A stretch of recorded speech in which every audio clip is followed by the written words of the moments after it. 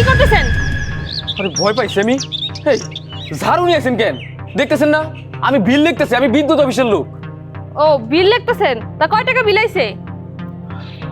2000 টাকা। কি 2000 টাকা? 2000 টাকা কি করে হয়? আমি ঘরের ভিতরে একটা ফ্যান আর লাইট চালাই, এতে কি 2000 টাকা বিল আসে? ম্যাডাম রাগ করেন কে? আসলে আপনার বিল হইলো 1500 টাকা আর 500 টাকা হইলো সার্ভিস চার্জ। Service charge? এই সার্ভিস চার্জ জিনিসটা আবার কি? সার্ভিস চার্জটা হইলো এই যে মিটার ভাড়া, তারপরে আমার একটা যাতায়াতের খরচ আছে, এই যে খাতা কলমে লিখতেছি এটারও তো একটু খরচ আছে, তারপরে মনে করেন অফিসে বৈশা যে চা পান খাই ওই খরচটাও দিয়ে দোষছি। কেন বিদ্যুৎ অফিস থেকে আপনাকে বেতন দেয় না? ম্যাডাম বিদ্যুৎ অফিসের থেকে যদি আমাকে বেতন না দিত আমরা কি আর চাকরি করি? কিন্তু ওই বেতনে পোষায় না, এই এদিক সেদিক কইরে আমরা একটু পোষায় নেই আর কি। বুঝতে পারছি, ডিজিটাল যুগ তো, ঘুষেরই আপনারা আরেক নাম দিয়েছেন সার্ভিস চার্জ, তাই তো? না এটার আপনি ঘুষ কোন কেন?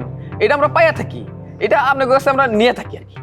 ঠিক আছে বুঝতে পারছি, চলেন আমার সাথে। কই যাবো? ম্যাডাম আমার কথা শুনেন। ম্যাডাম ম্যাডাম আমার কথা শুনেন। এই যে এত বড় একটা খাম্বা দেখতেছেন, এই খাম্বাটা কাগজ জায়গায় গাড়া, আমাকে জায়গায় এটা আমাকে সেই বাপদাদার আমল থেকে গাড়া, তাহলে এর একটা ভাড়া আছে। আবার আপনি যে আমাকে বাড়িতে যে মিটারটা লাগাইছেন, আমাকে বাসায় তো লাগাইছেন, তার একটা ভাড়া আছে। এই খাম্বাটা যদি এই জায়গায় না গাড়া থাকতো, তাহলে আমরা আরো ভালো মতো আমাকে জমিতে কাজ করতে পারতাম, চাষবাস করতে পারতাম, ফসল ফলাইতে পারতাম। সেটা আমরা যেহেতু পারতাছি না, তাহলে আমাকে লস হইতেছে, আপনার লাভ হইতেছে, তাতে আমাকে লাভ কি? এর জন্য এই খাম্বার আপনার ভাড়া দিতে হইব। আবার এই খাম্বা থেকে আপনি এলাকার সবাইরে কারেন্ট দেন, আমাকে তো এই জায়গায় কিছু হইতেছে না। তাই আপনি এই 100 বছরে এই খাম্বার ভাড়া আর আমাকে বাড়িতে যে মিটার লাগাইছেন সেই মিটারের ভাড়া কড়াই গন্ডায় হিসাব করে আমার কাছে এসে দিয়ে যাবেন। তার আগে যদি আপনি কারেন্ট বিল নিতে আসেন, তাহলে আপনার খবর আছে, আপনি সব হিসাব দিবেন, আমি আপনার কারেন্ট বিল দিব। আর যদি ভাড়া না দিতে আসেন, তাহলে এই গ্রামের সবাই মিলে আপনাকে অফিসে যা ঘেরাও করুম। সার্ভিস চার্জ তাই না?